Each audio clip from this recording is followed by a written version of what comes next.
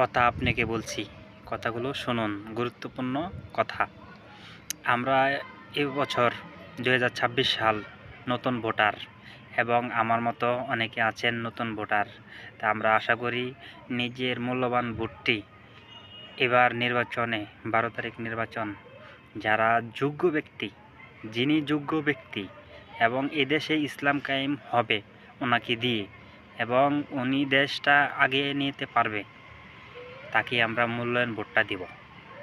সবাই বিবেচনা করে ভোটটা ওনাকে দিবেন, মূল্যযোগ্য ব্যক্তি যিনি ওনাকে দিবেন।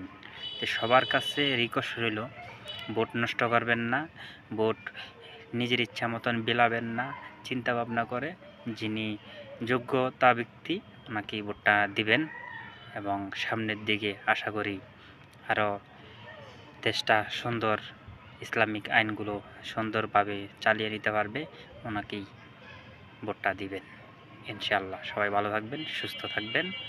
আবার কেউই আজে বাজে কমেন্ট করবেন না ইনশাআল্লাহ।